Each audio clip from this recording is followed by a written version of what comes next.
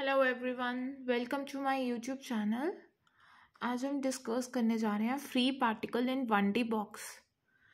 तो इसमें हमने क्या कंसिडर किया कि एक पार्टिकल है, ठीक है, मास m है, confined in a rectangular box, और inside this box that we can see that in green box the potential is 0 और outside the probability of finding the particle, ये बॉक्स के अगर बाहर हम पार्टिकल फाइंड करेंगे तो उसकी प्रोबेबिलिटी है 0।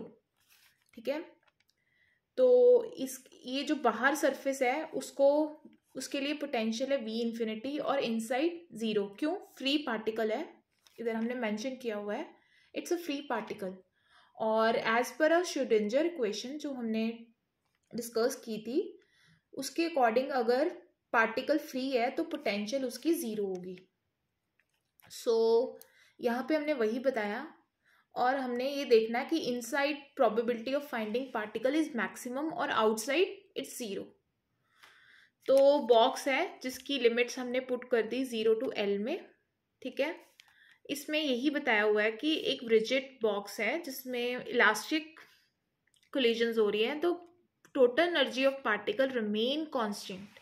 ठीक है, पार्टिकल की एनर्जी रिमेन कांस्टेंट रहेगी। Particle rebounds with same kinetic energy after making the elastic collisions without losing any energy.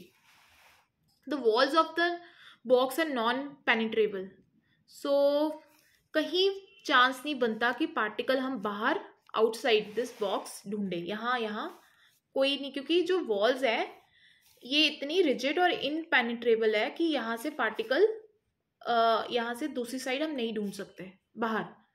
तो यही हमने लिखा हुआ है। उसके बाद the box of 1D so that the particle move along only an x direction.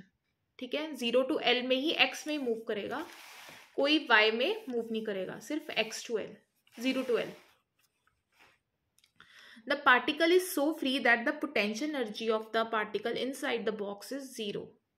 ठीक है, पार्टिकल फ्री है, जो हमने श्रोडिंगर टाइम इंडिपेंडेंट और डिपेंडेंट में डिस्कस किया था कि अगर पार्टिकल की पोटेंशियल एनर्जी अगर फ्री पार्टिकल है तो पोटेंशियल एनर्जी 0 होगी। तो यही हमने इसमें डिस्कस किया है। तो अब हम एक डेरिवेशन करने जा रहे हैं, particle in infinite and rectangular potential well. तो इसमें क्या है, आउटसाइड वेव फंक्शन 0, ठीक है, इसकी लिमिट्स दी हुई है v equal to infinity, v equal to 0 inside. Schrodinger equation हमने लगा दी टाइम इंडिपेंडेंट वाली। ठीक है, फिर हमने कहा कि ये टाइम इंडिपेंडेंट हम कर रहे हैं, तो श्रोडिंगर इक्वेशन हमने वो लगा दी जिसमें जो वेव फंक्शन है आइजन फंक्शन सोल्यूशन। ठीक है, इट्स डिफाइंड एज, जो पोटेंशियल है उसकी लिमिट्स है, अगर तो हम अंदर की बात करें 0 to L में, तो क्या है, पोटेंशियल 0, पार्टिकल की finding probability inside the box x is equal to 0 to L में। ठीक है, आउटसाइड अगर हम देखेंगे तो infinity, 0 to L greater than और ग्रेटर देन L, तो ये होगी इन्फिनिटी। तो बेसिकली केस हम ये डिस्कस करेंगे, सिर्फ इनसाइड ही हम पार्टिकल को फाइंड कर सकते हैं, बाहर उसकी probability finding a particle is difficult. So हमने यहाँ लगाई श्रोडिंगर इक्वेशन। तो particle inside the infinite potential well, तो उसके लिए v हमने पहले डिस्कस कर लिया हुआ है, इक्वल टू 0। सो अब हम डिस्कस करने जा रहे हैं श्रोडिंगर इक्वेशन। इसके अकॉर्डिंग क्या है, हमने श्रोडिंगर इक्वेशन लिखी। ठीक है, v हो गया 0, जो हमने पीछे डिस्कस कर लिया, इसके साथ प्लस v साई था तो वो 0 हो गया। अब यहाँ पे हमारे पास सिर्फ ये रह गया, तो सॉल्व करके देखेंगे तो ये हमारे पास ये इक्वेशन बन जाएगी। ठीक है, तो ये देखेंगे, इस चीज को मैंने k स्क्वायर के इक्वल ले लिया, तो k क्या हो गया, अंडर रूट दिस। तो डिफरेंशियल इक्वेशन हमारे पास बन जाएगी, जिसका सोल्यूशन है हमारे पास psi equal to a sine k x plus b sine k x. मैंने डिफरेंशिएशन की, डबल डिफरेंशिएशन की, तो मेरे पास सिमिलरली ये वाली चीज़ दोबारा आ गई। इसका मतलब यही इसका सोल्यूशन है, आइजन, यही इसका आइजन सोल्यूशन है इस डिफरेंशियल इक्वेशन का। क्यों? मैंने जब ये वाले सोल्यूशन लिया तो मेरे पास दोबारा यही चीज़ आ गई जो मेरे पास ऊपर है। ठीक है, अब मैंने बाउंड्री कंडीशन लगानी है। बाउंड्री कंडीशन में क्या है कि v इन्फिनिटी, यहाँ पे भी v infinity, outside the v infinite है और अंदर v है 0। ठीक है, बाउंड्री कंडीशन हम क्या लगाते हैं? 0। क्यों? क्योंकि हमारे पास दो लिमिट्स है, x is equal to 0 to l। ठीक है, एक ये 0 और एक l। तो पहले मैंने 0 डाला x, फिर मैं डालूंगी l। ठीक है, 0 किया तो मेरे पास ये हो जाएगा, जब मैंने 0 डाला तो साइन 0 0, b कॉस ये 1 हो जाएगा, तो b किसके इक्वल आ जाएगा? 0। तो मेरे पास इक्वेशन बन जाएगी ये वाली, मेरे पास ये, सॉरी यहाँ पे लिखेंगे cos kx। ठीक है, तो मेरे पास इक्वेशन ये बन जाएगी, ये b वाला 0 हो जाएगा, तो मेरे पास सिर्फ आ जाएगा साइन kx। इस इक्वेशन को मैंने मान लिया 2। अब नेक्स्ट हम डिस्कस करेंगे सेकेंड बाउंड्री कंडीशन।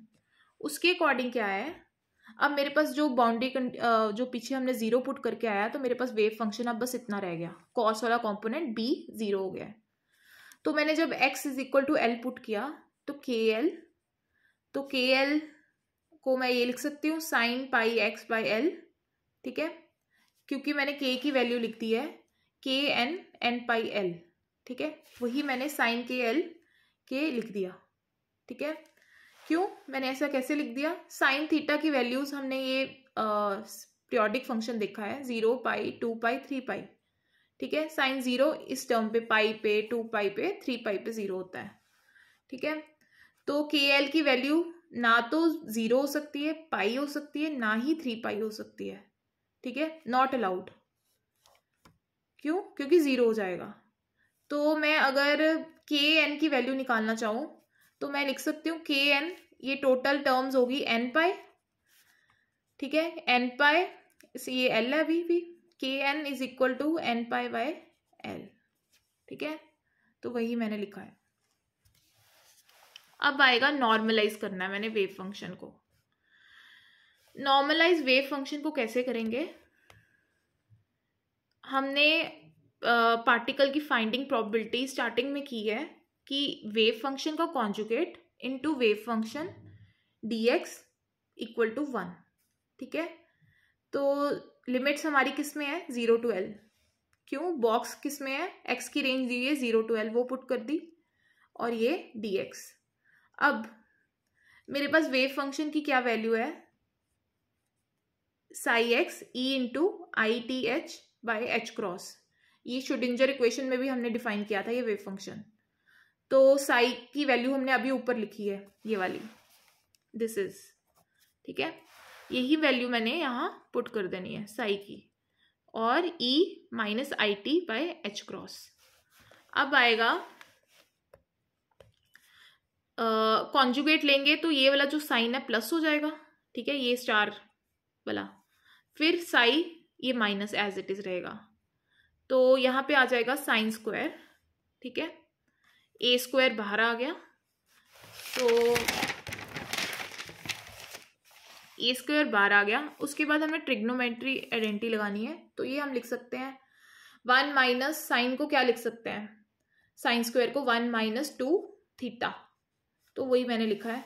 इसको इंटीग्रेशन किया तो 0 वाली टर्म तो 0 हो जाएगी, तो हमारे पास ये वाली टर्म जब हम इसमें l पुट कर देंगे तो एल ये 2n पाई ये वैसे 0 हो जाएगा, तो यहाँ पे आ जाएगा सिर्फ l की टर्म, ये भी 0 हो जाएगा।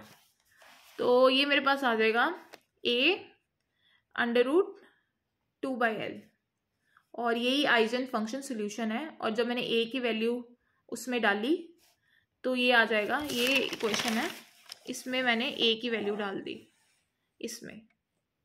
ठीक है, तो ये आ जाएगा under root 2 by L sine n pi x by L. उसके बाद आता है ये मेरे पास टोटल वेव फंक्शन है, उसमें मैंने वैल्यू डाल दी। अब मैंने इसको ग्राफिकली देखा तो आई हैव चेक्ड कि जब n 1 है तो हमारे पास एक ऐसी बड़ी सी, हम ऐसे डिफाइन करेंगे वेव फंक्शन को, ठीक है। Wave function positive negative value हो सकता है, बट जो probability of finding the particle है वो कभी भी पॉजिटिव नेगेटिव नहीं होता। इसकी वैल्यू पॉजिटिव और नेगेटिव हो सकती है, बट जो probability of finding the probability जो स्क्वायर है वो कभी भी नेगेटिव नहीं होता, वो हमेशा पॉजिटिव ही हम लेंगे। तो मेरे पास वेव फॉर्म ऐसे आ गई फॉर n1। इसका सिर्फ एक ही नोडल पॉइंट है, ठीक है। नोडल पॉइंट वो हम अभी डिस्कस करने जा रहे हैं। जब मैंने n2 लिया तो इसमें हमारे पास एक पॉजिटिव में आएगा और एक नेगेटिव में आएगा। इसमें एक पॉजिटिव में एक नेगेटिव में जब n3 लिया, फिर पॉजिटिव में। तो नोडल पॉइंट्स निकालने के लिए उसके बाद हमने ये देखा वेव फंक्शन का स्क्वायर प्रोबेबिलिटी, तो ये हमेशा पॉजिटिव ही होगी, तो इसमें कोई नेगेटिव वैल्यू नहीं आएगी। तो इसमें जब x0 to l लिया तो यहाँ पे सिर्फ हमारे पास पॉजिटिव वैल्यूज ही आएंगी। ऐसे हमने 3 के लिए लिया। अब देखो नोडल पॉइंट्स कैसे निकालने हैं। नोडल पॉइंट्स निकालने के लिए एक फॉर्मूला है n-1। अगर मैंने n1 लिया तो 1 - 1 0, तो नोडल पॉइंट उधर कोई नहीं आया, ठीक है। n = 2, 2 - 1 = 1, n = 3, 3 - 2 nodal points. Nodal points कैसे, यहाँ पे देखो, यहाँ पे कोई भी यहाँ से शुरू हुआ और यहाँ पे आया, ठीक है। यहाँ पे नोडल पॉइंट देखो 1, जब 2 लिया ये नोडल पॉइंट है, यहाँ पे भी ये नोडल पॉइंट है, ये नोडल पॉइंट है, और यहाँ ऊपर भी ये। यहाँ पे देखो जब 3 लिया तो 2 नोडल पॉइंट्स है, एक ये एक ये एक ये और एक ये। और जब n1 ले रहे हैं तो नोडल पॉइंट कोई नहीं मिल रहा हमें, ठीक है। हमने प्रोबेबिलिटी भी देख ली, और सॉरी वेव फंक्शन भी निकालना देख लिया, और probability of finding the particle. अब आएगा नेक्स्ट चीज, एनर्जी लेवल्स। अब एनर्जी लेवल्स हमने पीछे ही डिफाइन किया है, k को ये वैल्यू, और एक बारी k को हमने साइन के लिए जब फॉर्मूला निकाला है n π 2π, तो ये अब मैंने दोनों k को इक्वेट कर दिया, ठीक है, स्क्वेयरिंग करके, तो मेरे पास एनर्जी आएगी इतनी।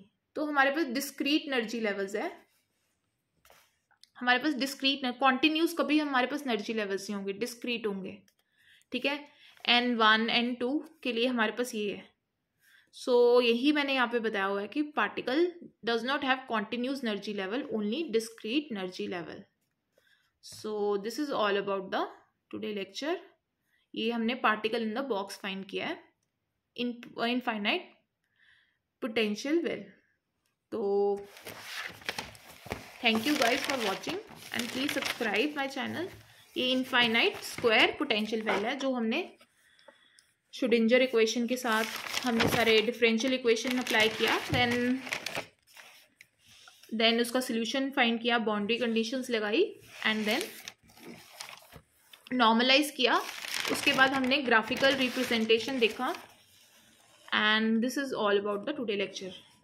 So please subscribe my channel for more updates. Thank you.